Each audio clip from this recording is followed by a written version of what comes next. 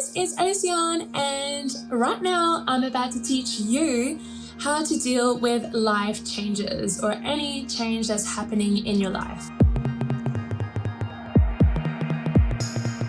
Right now I'm going through a whole lot of them at the same time, so I thought it was actually perfect to teach you guys how to cope with change, as, let's be honest, it's part of human nature to be comfortable and have a routine. If something interrupts that, it can completely get us out of whack. So this is just some advice of how to deal with all life changes. Some life changes include a breakup, changing countries, a new job change, losing your job, being diagnosed with an illness, suddenly having an accident. A lot of factors can really impact you in such a way deep in your mind that, people don't realize how much such can really change everything else around you and in your surroundings. So now change can create a lot of things such as uncertainty. And what does uncertainty do? It gives you anxiety. What does anxiety lead to? Often depression. What does depression lead to? Lack of motivation. What does lack of motivation lead to? Is that you stay in bed and having no hope, and your mental and your physical is all of a sudden out of whack and no line, and it can really, really impact you in so many ways. So my first piece of advice, no matter your horoscope and what your horoscope means about you, we all actually have a routine and are somehow organized in that routine. And if a change occurs in our life that stops that routine from happening, we do get out of whack and we get really confused on what to do. My first advice is always to start making a routine. So look at your life and your circumstances right now and start building a routine that you can continue with. Obviously, your routine that you had before is no longer possible. Start planning. How do your days look like? What do you want your week to look like? Which week do you want to work? Which day of the week do you want to work? Which day of the week you want to exercise, and all of these things. Write down a schedule for every single day of the week. So for example, some things that I will add into my schedule is that I have to go on a walk. I have to enjoy nature. Well, right now it is winter for me. I haven't done a winter in 4 years and I get really bad seasonal depression. So I'm currently going through a stage of, oh wow, my mind's going crazy because of the weather. I can't go outside anymore and enjoy nature. So I have to force myself every single day to just go for a walk. Even if it's cold, just put on a jumper, a hoodie, and enjoy walking, because there is nature and I am familiarizing myself with what I'm used to, and it will create serotonin and bring in really happy chemicals into my brain. Then I want to bring in going to the gym. When it's raining, I don't want to go to the gym, but I will force myself to go to the gym, even if it's for 30 minutes or an hour.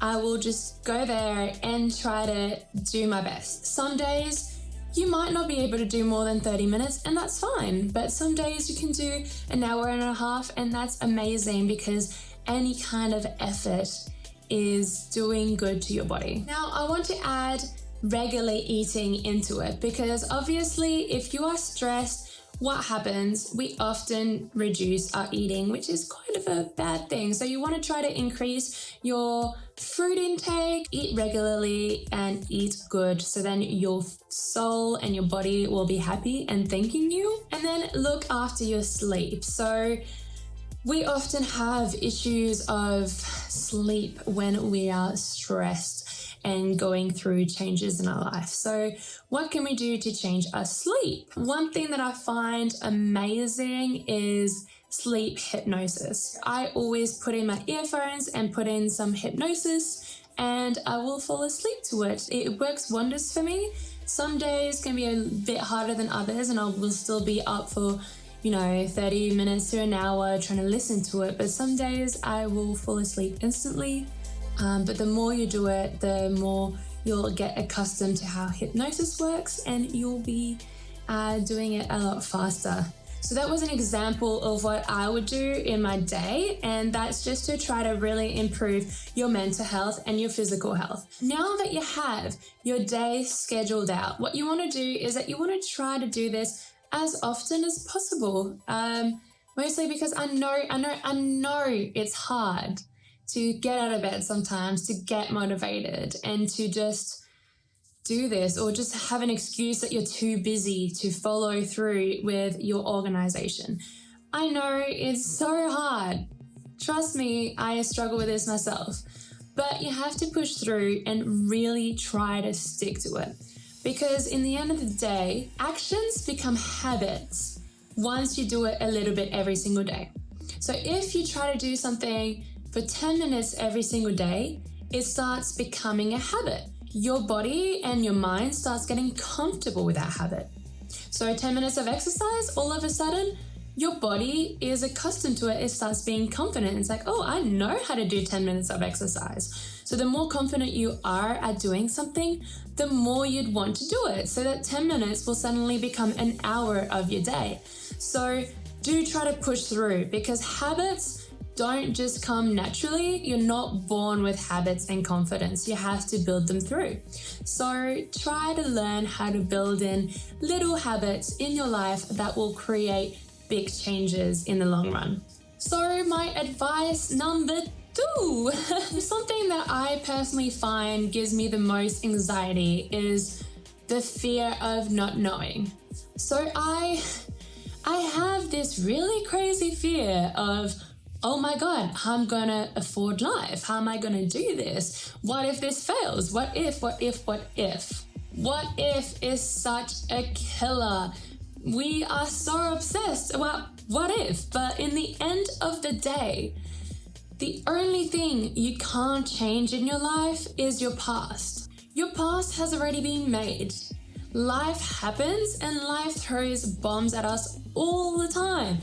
Life is never easy. So that is the past. Life is a past. Issues that happened, it's the past.